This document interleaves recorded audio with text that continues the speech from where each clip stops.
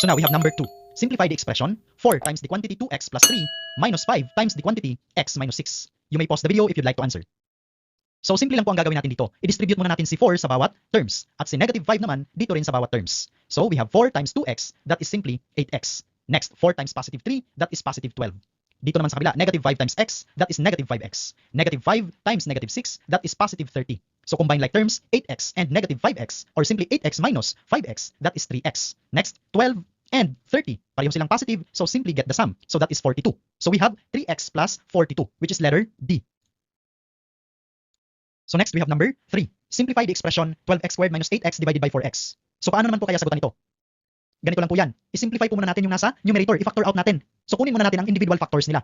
So ang factor po ni 12x squared is simply 4 times 3 times x. At ang factor naman po ni 8x is simply 4 times 2 times x. So ang greatest common factor nilang dalawa is simply 4 and x. So ibig sabihin pala nito, i-divide muna natin by 4